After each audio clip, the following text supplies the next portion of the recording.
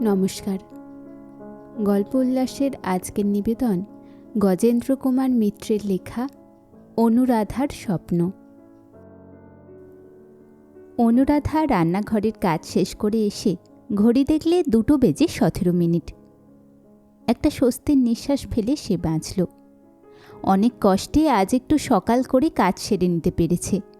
অন্যদিন এই সময়ে তার খাওয়ায় চোকে না। মামার ঘরে উঁকি মেরে দেখলে তিনি অগাধে ঘুমোচ্ছেন। তার পাশের চেয়ারে বসে মামিও ঘুমিয়ে পড়েছেন। 4টের আগে কারোরই ঘুম ভাঙবার সম্ভাবনা নেই। এক জেগে আছেন আশুবাবু, কিন্তু তিনি নিরীহ লোক। 5টা নাগাদ চা পেলেই খুশি।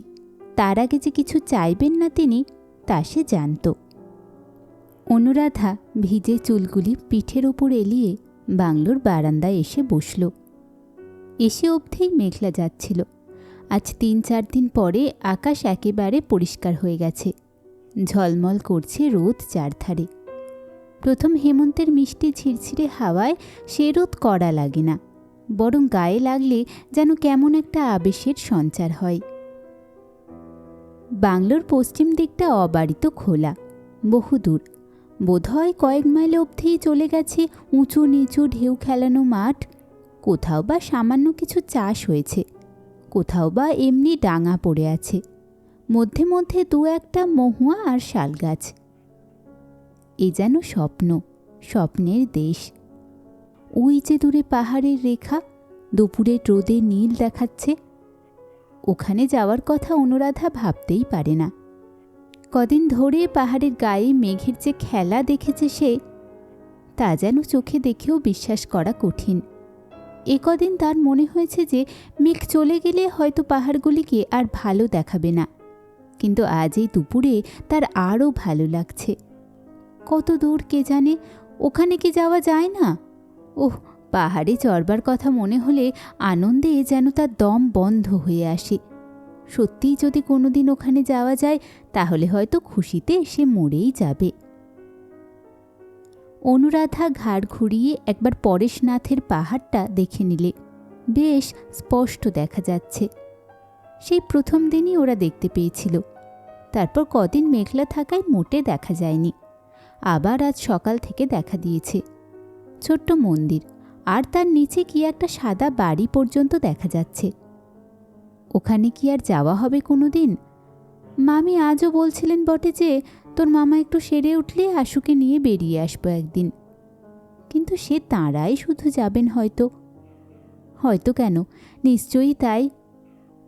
অনুরাধা মনে মনে জোর দিয়ে কথাটা বললে। মামার ভার তার ওপর দিয়ে 2 ভাই বোন বেরিয়ে আসবেন। সে একটা নিঃশ্বাস ফেলে মুখ ফিরিয়ে নিলে। নাই হলো তার পরেশনাথ পাহাড়, দরকার নেই। এই মাঠটাতেই যদি সে একটু বেড়াতে পেত আপন মনে, কিংবা ওদের বাড়ির পেছনের ওই নিবিড় শালবনটাতে। কাল যেন কে বলছিল বনটাতে বাঘ আছে। থাকবে বাঘ, তাকে যে বাঘে খাবে না এটা নিশ্চিত। বন সে ছেলেবেলা থেকে শুনেই এসেছে।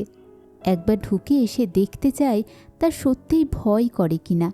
কীরকম না জানি তার ভেতরটা।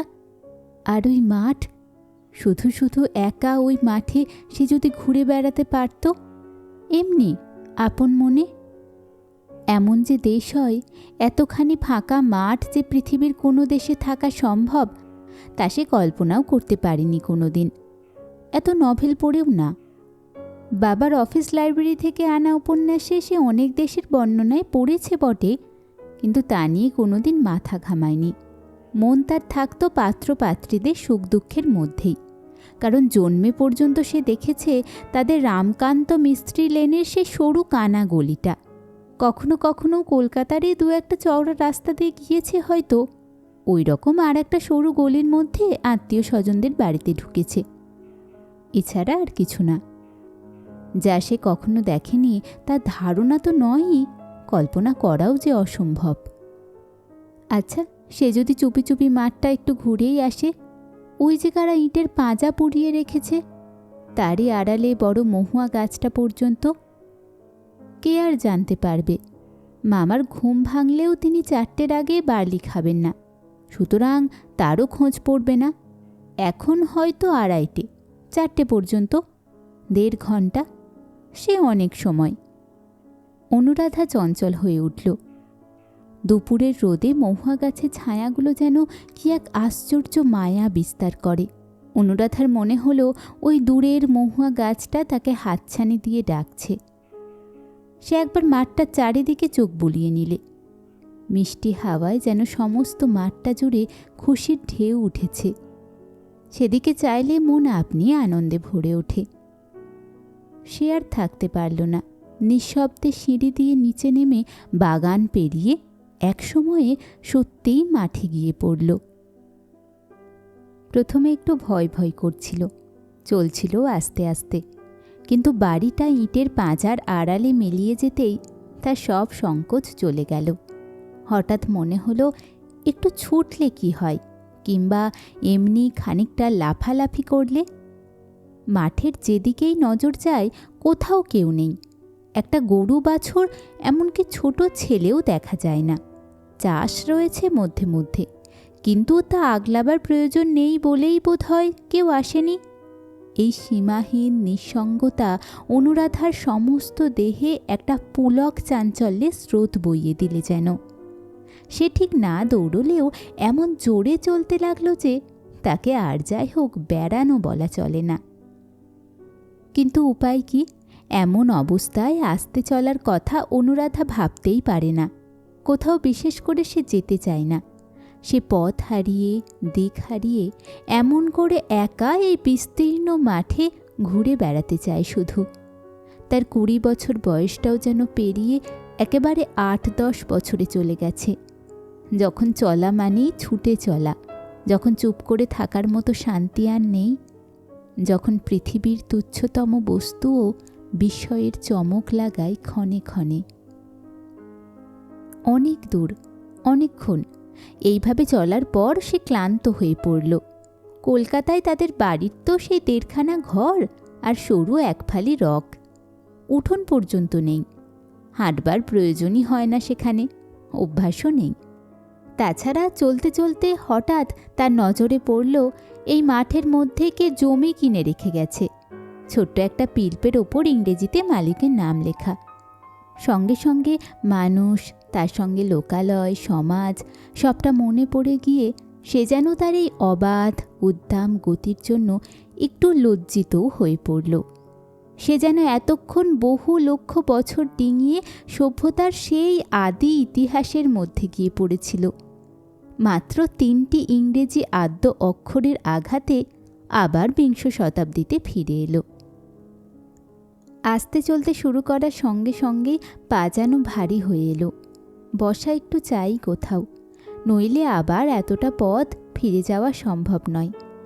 তাদের বাংলো ও লোকালয় বহু পিছনে কোথাও অদৃশ্য হয়ে গেছে, পথ গেছে হারিয়ে।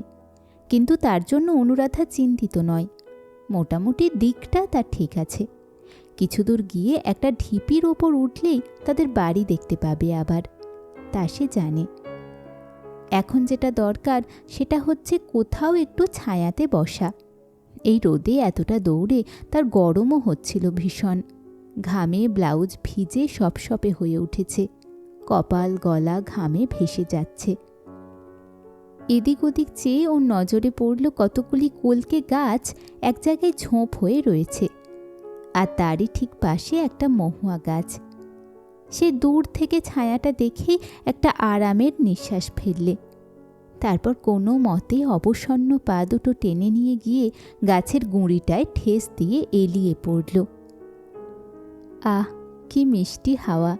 অনুরাধার সমস্ত শরীর জুড়িয়ে গেল যেন। সে অনেকক্ষণ চুপ করে পড়ে রইল।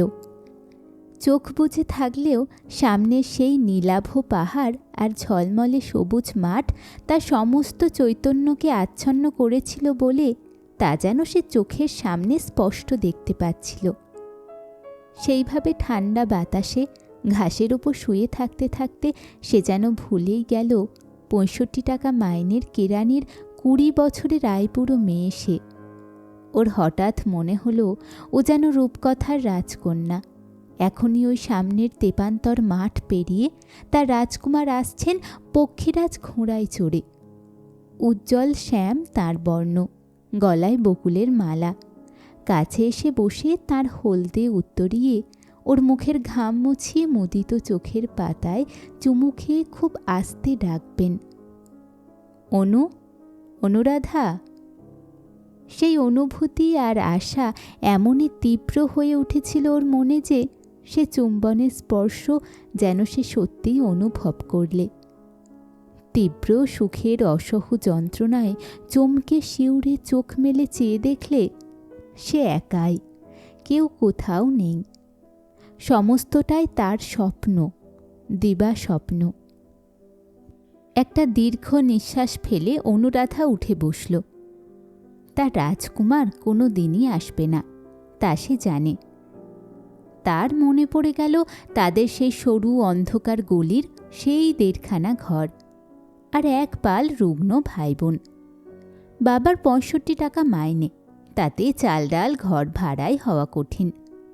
শিয়ালদা স্টেশনে কাজ করেন বলে বাজার মাছ কিছু কিছু এমনি পান, তাইতে কোনো মতে চলে। যুদ্ধ বেঁধে কী সব বাড়তি টাকা পাচ্ছেন, চাল ডাল পাচ্ছেন অনেক সস্তায়। তবু তাদের বাড়িতে দুধ বন্ধ হয়ে গেছে। তারা খায় রচা আর ছেলেমেয়েরা খায় ফ্যান। বাবা বাড়িতে একটা গামছা পরে থাকেন।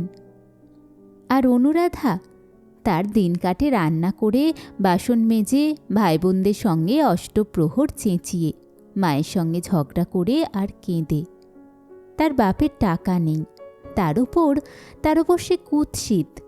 সুতরাং তার বিয়ের কথা এখন কেউ কল্পনাও করে না। সে যে কত কুৎসিত তা সে জানে।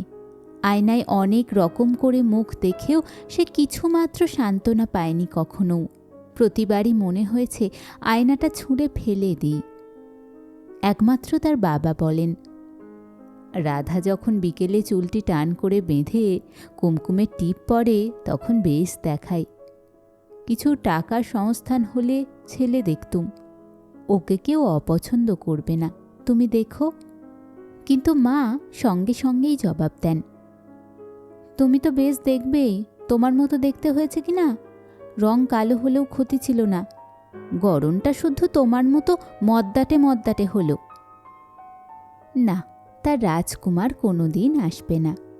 অবশ্য সে অভাব অনুভব করবার মতো অবসরও বিশেষ তার মেলেনি। কাজে আর অকাজে বাড়িতে থাকলে তার নিঃশ্বাস ফেলবারই অবকাশ থাকে না। নেহাত মামার অসুখ, চেঞ্জে আসা দরকার। মামিরও শরীর ভালো না বলে মামি নিজে গিয়ে বললেন, তাই এই ছুটি মিলেছে। মামির হাতে 2 পয়সা আছে, ছেলেপুলে নেই বলে তার মা বাবা খুব সমীহ করেন। ভবিষ্যতের আশাতে নিজের অনেক অসুবিধা করেও মা তাকে ছেড়ে দিয়েছেন। অনুরাধা উঠে দাঁড়াবার চেষ্টা করলে একবার, কিন্তু পা তখনও যেন কাঁপছে অনভ্যাসের ফলে। তাছাড়া সে ভেবে দেখলে 4টের এখনও অনেক দেরি, আর হয়তো এমন অবসর মিলবে না। সে আবার বসে পড়ল তেমনই করে, গুঁড়িতে ঠেস দিয়েই। কিন্তু এবার আর চোখ বুঝল না। দূরের রেল লাইনটার দিকে চেয়ে অন্যমনস্ক হয়ে একটা শুকনো মহুয়া পাতা নিয়ে নাড়াচাড়া করতে লাগল। আচ্ছা, সত্যি কেউ কি কোনোদিন তাকে ভালোবাসবে না? কেউ তাকে বুকে টেনে নিয়ে কানের কাছে মুখ রেখে অমনি করে ডাকবে না? উপন্যাসের নায়িকাদের মতো তারও কণ্ঠে, কপলে, ললাটে বারবার চুমো খেতে খেতে কোনো তরুণ কোনোদিন উন্মত্ত হয়ে উঠবে না? অকস্মাৎ একটা তীব্র ব্যথায় যেন সে অস্থির হয়ে উঠল। এসব কি ছাইভস্য ভাবছে সে? ছি! জোর করে মনটাকে অন্য কথায় আনবার চেষ্টা করলে সে। আচ্ছা, এই জমিটাতে কি বুনেছে? মুগ, কড়াই, মটর না অরড়? কে ওর মালিক কে জানে?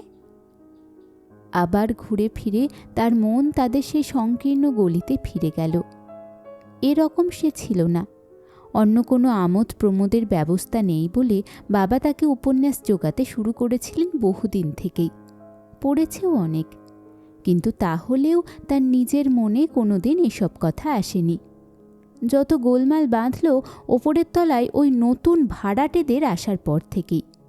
পরেশ আর তার বউ। ছোট্ট দুটি লোকের সংসার, কাজ কম, তাই দিন রাত ফষ্টি নষ্টি নিয়েই আছে ওরা। তাও ছিলই কি কুক্ষণেই যে নীলিমা সেধে অনুরাধার সঙ্গে ভাব করে জোর করে ওপরে টেনে নিয়ে গেল, সেই থেকেই অনুরাধার যত অশান্তির শুরু। লজ্জার বালায় নীলিমা ছিল না। অনুরাধার সামনে সে পরেশের গায়ের ওপর এলিয়ে পড়ত, পিঠে কিল মেরে পালাতো, খপ করে চশমা কেড়ে নিয়ে চলে যেত। এমন কত কি, পরেশও সময় এবং সুযোগ পেলেই দিত তার জবাব। এমনই করে তাদের প্রণয় লীলার মধ্যে পড়ে অনুরাধারও কেমন যেন নেশা লাগল। সে নিজের কাজ ফেলে মায়ের বকুনি অগ্রাহ্য করেও যখন তখন দিন রাত ওদের ঘরে আসত, সেধে নীলিমার কাজকর্ম করে দিত। সে জানে যে তার এই যখন তখন আসাটা পরেশ পছন্দ করত না, বরং বিরক্তি হতো। তবু সে পারত না না এসে। একদিন সে আড়াল থেকে নিজের কানেই শুনেছিল পরেশ বলছে, ওই ছুরিটা যখন তখন আসে কেন বলো তো, বারণ করতে পারো না? নীলিমা রাগ করে জবাব দিয়েছিল, ছুরি ছুরি করো না বলে দিচ্ছি, ওসব কি অসভ্য কথা, আসে তাতে আমাদেরই উপকার হয়। পরেশ বলেছিল, হ্যাঁ তোমাদের উপকার করতেই আসে কি না, কীরকম ডাইনির মতো চাই, কখনো ওর মতলব ভালো নয়, দেখে নিও। কিন্তু তবুও অনুরাধা তাদের সঙ্গ ছাড়তে পারেনি। সে যেন আফিংয়ের নেশা, বিষ জেনেও খেতে হয়। হয়তো সে পরেশের জন্যই যেত শেষ পর্যন্ত। 25-26 বছরের সুদর্শন যুবা, তাদের এই গলির মধ্যে, তার জীবনের সমস্ত অভিজ্ঞতার মধ্যে এমন একটি তরুণের সংস্পর্শে সে কখনো আসেনি। পরেশের কঠোর কথা তার সয়েছিল, কিন্তু সইল না তার অনুকম্পা। সেদিনের কথা মনে হয়ে এতদিন পরেও, এই সুদূর প্রবাসেও তার মুখ লাল হয়ে উঠল, কানের কাছে যেন আগুন জ্বলতে লাগল। কি যে দুর্মতি ওর হয়েছিল সেদিন! পরেশ অফিস থেকে এসে জামা গেঞ্জি খুলে রেখে কলঘরে গিয়েছিল স্নান করতে। নীলিমা তখন রান্নাঘরে চা করছে। অনুরাধা কি একটা কাজে খালি ঘরে ঢুকে বিছানার ওপর জামাগুলো পড়ে আছে দেখে তুলে রাখতে গেল, কিন্তু গেঞ্জি হাতে নিয়ে কি দুর্জয় লোভ হলো ওর। কিছুতে নিজেকে সামলাতে পারলি না। গেঞ্জিটার মধ্যে নিবিড়ভাবে মুখ গুঁজে দিয়ে ও যেন তারই অঙ্গের আঘ্রাণ পাবার চেষ্টা করতে লাগল, যার দেহের স্পর্শ কোনো দিনই সে পাবে না। সেই দিবা স্বপ্নে সময়ের হিসেব গিয়েছিল হারিয়ে। হঠাৎ পায়ের শব্দে মুখ তুলে দেখলে পরেশ। ওহ, সে ওর কি লজ্জা! কোনো মতে ছুটে পালিয়ে এলো বটে, কিন্তু তখনই একেবারে নিচে নামতে পারল না। ওর বুকের মধ্যে ধকধক করছিল, অপমানে লজ্জায় গলা উঠেছিল শুকিয়ে। সিঁড়ির মুখে দাঁড়িয়ে আছে তখনও। পরেশের কথা কানে এলো, ওগো, আমার এই গেঞ্জিটা কেচে দিও তো। নীলিমা বিস্মিত হয়ে প্রশ্ন করলে, কেন, কালই তো ওটা ভেঙেছ? তা হোক, দিও। অনুরাধার সবচেয়ে যেটা ভয় ছিল যে হয়তো তার এই নির্লজ্জতার কথা পরেশ নীলিমার কাছে বলবে, সেটা কেটে গেল বটে, কিন্তু তার এই দয়া আর ঘৃণা দুটোই যেন তীরের মতো গিয়ে বিঁধল ওর বুকে। সেদিনের পর বহুদিন আর সে ওপরে ওঠেনি। শেষে নীলিমার অনুনয়ে যদি বা আবার যেতে শুরু করেছিল, পরেশের সামনে আর কখনো যায়নি। কথাটা মনে পড়লে আজও তার লজ্জায় ও অপমানে মাথা কুটতে ইচ্ছা করে। আজও মাথার মধ্যে রক্ত উঠে ঝাঁ ঝাঁ করতে থাকে। অনুরাধা চঞ্চল হয়ে উঠে দাঁড়াল। আর না, এবার বাড়ির দিকে ফেরা যাক। পৃথিবীর কোনো ভালো জিনিসে তার অধিকার নেই। বিধাতা যার ভবিষ্যৎ চিরকালের মতো কালি লেপে দিয়েছেন, স্বপ্ন দেখাও তার পাপ। সে ক্লান্ত অবসন্ন দেহমন নিয়ে আবার চলতে শুরু করল, এবার বাড়ির দিকে, কাজ আর কর্তব্যের দিকে। 4টেই বার্লি চাই, তারপর চা, একটু পরে ছানার জল। সময় নেই।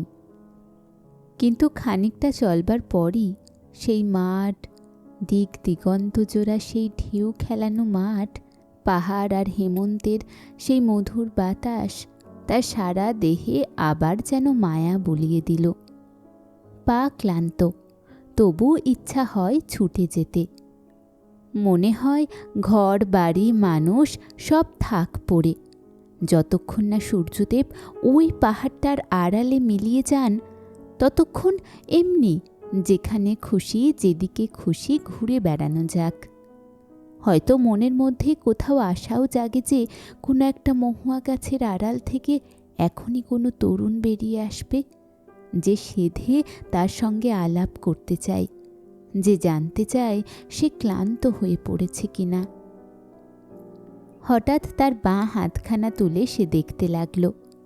মনে হলো যে তার হাতের গঠন তো খুব খারাপ নয়, আঙুলগুলো সরু বটে কিন্তু সুডৌল, হয়তো চাঁপার কলি নয়, কিন্তু কবিরা যেসব আঙুলকে আগুনের শিখার মতো বলে বর্ণনা করেন সেই রকমই।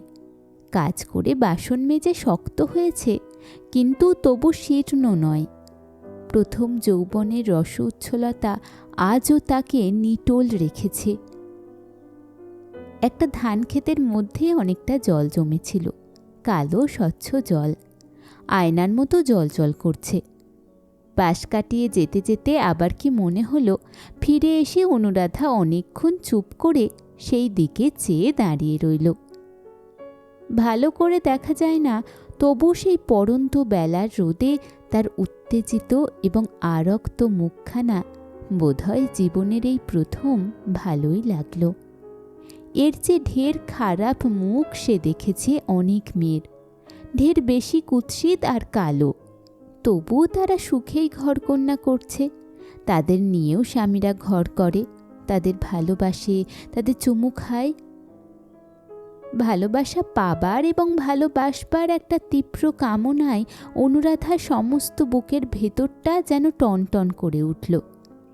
সে চায়, হ্যাঁ, তার গোপন করে লাভ নেই, সে চায় কারো উত্তপ্ত চুম্বনের আবেশে তার চোখ দুটি বুজে আসবে, সমস্ত দেহ এলিয়ে পড়বে কারো কঠিন বাহু বন্ধনের মধ্যে, কানের কাছে বাজবে অমরার সঙ্গীতের মতোই তার অস্ফুট প্রেম গুঞ্জন।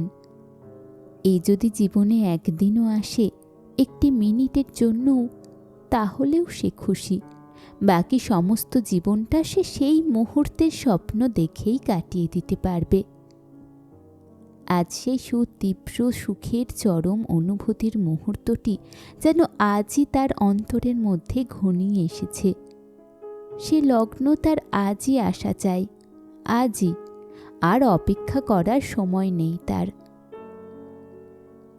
বাড়িতে ফিরে এসে ঘড়ি দেখলে 4টে বেজে গিয়েছে অনেকক্ষণ, কিন্তু তার সৌভাগ্যক্রমেই বোধহয় মামা বা মামি কারো ঘুম ভাঙেনি। সে একটু দীর্ঘ নিঃশ্বাস ফেললে, একই সঙ্গে স্বস্তির ও অবসাদের। তারপর আবার বাইরের বারান্দায় এসে দাঁড়ালো। সবাই ঘুমোচ্ছে, চাকরটা পর্যন্ত। শুধু আশুবাবু তখনও বই পড়ছিলেন। জানালা দিয়ে চেয়ে দেখলে অনুরাধা।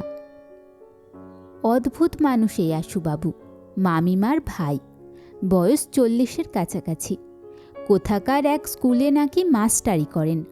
মোটাসোটা গোলগাল মানুষটি, অত্যন্ত নির্বিরোধী লোক। হয় স্কুলের পরীক্ষার খাতা, নয় বই, একটা পেলেই তিনি খুশি। শরীর খারাপ হবার ভয়ে দুপুরে ঘুমোন না, মেপে 100 গজ হেঁটে ব্যায়ামের কর্তব্য শেষ করেন, এবং জামা কাপড় চশমা ছাতা কোনোটাই কাজের সময় খুঁজে পান না, এমনই অন্যমনস্ক। আগে আগে এঁকে দেখলেই অনুরাধার হাসি পেত, এখন তার অসহায় ভাব দেখে দয়া হয় ওর, নিজে থেকেই সব গুছিয়ে দেয়। একটুখানি ইতস্তত করে অনুরাধা ওরই ঘরের মধ্যে ঢুকে পড়ল। আশুবাবু মুখ তুলে প্রশ্ন করলেন, অনু, কোথায় ছিলে এতক্ষণ? বেরিয়ে এলে নাকি? কথাটার জবাব না দিয়ে সে আর একটা প্রশ্ন করলে, ওটা কি পড়ছেন, উপন্যাস? আশুবাবু বললেন, না, ওটা ওই শিক্ষা সংক্রান্ত একটা বই। মনে করছি আসছে বছর বিটি পরীক্ষা দেব, তারই জন্য একটু পড়াশোনা করছি। কতদূর গিয়েছিলে? অনুরাধা কণ্ঠস্বরে একটু জোর দিয়ে বললে, ওই পাহাড়ের দিকটাই, অনেক দূর। আপনি জাননি না ওদিকে? আশুবাবু ওর মুখের দিকে একটুখানি চেয়ে থেকে জবাব দিলেন, এইগুলো তোমরা বড় খারাপ করো। বাড়ি থেকে বেরোনো অভ্যেস নেই কখনো, এখানে এসেই এতটা হেঁটে এলে। এই রকম হঠাৎ পরিশ্রমে অসুখ করে তা জানো? আশুবাবুর পক্ষে এতটা উদ্বেগ যেন অপ্রত্যাশিত। অনুরাধা একটু অপ্রস্তুতভাবে হেসে বললে, খুব বেশি দূর তো যায়নি। যাওনি বই কি, এখনো হাঁপাচ্ছ দোস্তুর মতো। এই ঠান্ডায় ঘেমে উঠেছ। এর ওপর যেন জল খেয়ে বসো না এখনই, ওতে সর্দি কর্মী হয়।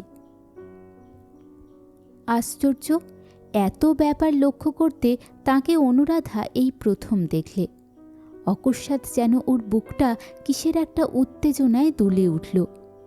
সে তার চৌকিটারই এক পাশে বসে পড়ে বললে, আমার কখনো অসুখ করে না। তারপর কণ্ঠস্বর অকারণেই নামিয়ে প্রশ্ন করলে, চা খাবেন এখন? করব? আশুবাবু বিস্মিত হয়ে বললে, এত সকালে কেন? এখনো তো সময় হয়নি। নাই বা হলো সময়, একদিন না হয় অসময়েই খেলেন। দরকার নেই, একটু পরে তো স্টোভ জ্বালতেই হবে, সেই সময় একেবারে হবেক্ষণ। দিদি উঠুক। অনুরাধা একটু চুপ করে থেকে বললে, আপনি বিদেশে এসেও খালি খালি বই পড়েন, দুপুরবেলা বেড়াতে যে কি ভালো লাগে। যাবেন কাল ওই পেছনের শালবনটাতে? শিউরে উঠে আশুবাবু জবাব দিলেন, বাপরে, ওখানে শুনেছি বাঘ আসে। আচ্ছা, তাহলে মাঠে যাবেন, ওই ইটের পাঁজাটার ওপারে? তা যেতে পারি, কিন্তু আমি বেশি দূর হাঁটতে পারবো না, আগেই বলে রাখছি। অনুরাধা অন্যমনস্কভাবে বইটা নাড়তে নাড়তে হঠাৎ এক সময়ে আশুবাবুর একটা হাতের ওপর নিজের ডান হাতখানা রাখলে। আশুবাবু একটু বিস্মিত হয়ে ওর মুখের দিকে চাইলেন। তারপর ওর হাতখানা মুঠোর মধ্যে চেপে ধরে বললেন, তুমি বড্ড বেশি পরিশ্রম করছো অনু, তোমার হাত থরথর করে কাঁপছে। অনুরাধা জবাব দিলে না, শুধু মাথাটা ওর আরেকটু হেঁট হয়ে গেল, আর তার ফলে তার পিঠ থেকে কয়েক গোছা চুল শিথিল হয়ে এসে পড়ল আশুবাবুর বাঁ হাতখানার ওপর। আশুবাবু ওর মুখের দিকে কিছুক্ষণ স্নিগ্ধ চোখে চেয়ে বললেন, এখানে তোমার খাটুনি হচ্ছে খুব, না? অনুরাধা প্রবল বেগে ঘাড় নেড়ে একটু যেন জড়িত কণ্ঠে বললে, কিচ্ছু না, বাড়িতে এর চেয়ে ঢের বেশি খাটতে হয়, আর তাছাড়া কাজ করতে আমার একটুও কষ্ট হয় না। ওর হাতখানা তখনও আশুবাবুর হাতের মধ্যে ঘামছিল, কিন্তু একটুখানি তাতে চাপ দিয়ে বললেন, সত্যি, শুধু আমার জন্যই তোমাকে কত বেশি খাটতে হয়। আমার চিরকালই এরকম স্বভাব, কিন্তু সেজন্য আমার বাড়ির লোকেরা আর মাথা ঘামায় না। নিজের জিনিস হারায় নিজেই খুঁজে বার করি, অনেক সময় হয়তো পাইও না, কিন্তু কি করব। জবাব দিতে গিয়ে অনুরাধার গলা কেঁপে গেল। সে বললে, আপনার বাড়ির লোকেরা আপনাকে চিরদিন পায়, তাদের কাছে আপনার দাম কম। আমি তো দুদিন মাত্র আপনাকে কাছে পেয়েছি, আমি আপনার অসুবিধা ঘটতে দেব কেন? আশুবাবু কি যেন একটা রসিকতায় হেসে উঠে বললেন, তা বটে, তবে অভ্যাসটা খারাপ হয়ে যাচ্ছে, এই যা। বাস্তবিক তুমি যা যত্ন করছো, তোমার কথা আমার চিরদিন মনে থাকবে। অনুরাধার মাথা আরও ঝুঁকে পড়েছিল। ওর নিঃশ্বাসে শব্দ পাচ্ছিলেন আশুবাবু। সে নত মুখেই জবাব দিলে, শুধু যত্ন করার জন্যই মনে থাকবে, আর কোনো কারণ নেই। কথাটা আশুবাবু বুঝতে পারলেন না ঠিক, কিন্তু নিজের নির্লজ্জতায় অনুরাধার মুখ লাল হয়ে উঠেছিল। সেদিকে চেয়ে বোকার মতো একটু হেসে আশুবাবু বললেন, তা বটে, তা তুমি বলতে পারো বটে। তারপর অপেক্ষাকৃত গম্ভীর হয়ে বললেন, তুমি ভীষণ ঘেমে উঠেছ অনু, মুখ চোখ রোদে লাল হয়ে উঠেছে, যাও একটু শুয়ে পড়ো গে। অনুরাধার কণ্ঠ যেন বিকৃত হয়ে উঠেছে। সে প্রাণপণে সহজ করবার চেষ্টা করতে করতে বললে, আমি এখন শোবো না, শুতে ভালো লাগছে না। উদ্বিগ্ন কণ্ঠে একটু সন্দেহ তিরস্কারের ছোঁয়া দিয়ে আশুবাবু বললেন, তুমি বুঝতে পারছো না তোমার কতটা পরিশ্রম হয়েছে। এখন একটু বিশ্রাম না করলে এরপর ভারী শরীর খারাপ করবে। যাও যাও, এক্ষুনি আবার দিদি উঠে পড়বেন, আর তাহলে সেই রাত 11টার আগে ছুটি পাবে না। না না, আমি কোনো কথা শুনতে চাই না, ওঠো আগে। ওর যে হাতখানা তখনও আশুবাবুর মুঠোর মধ্যে আলতো ধরা ছিল, সেটা ছেড়ে দিয়ে আশুবাবু একটু মৃদু ঠেলাও দিলেন ওকে। অনুরাধা আর কথা কইলে না, ধীরে ধীরে উঠে গিয়ে সত্যিই নিজের বিছানায় শুয়ে পড়ল। যে অকারণ এবং অবোধ অশ্রু ওর চোখে উপচে উঠতে চাইছিল এতক্ষণ, এইবার তার নীরবে ওর বালিশের ওপর ঝরে পড়তে লাগল। আপনারা শুনছিলেন গজেন্দ্র কুমার মিত্রের লেখা অনুরাধার স্বপ্ন। গল্প পাঠ ভালো লাগলে চ্যানেলটি সাবস্ক্রাইব করবেন। ধন্যবাদ।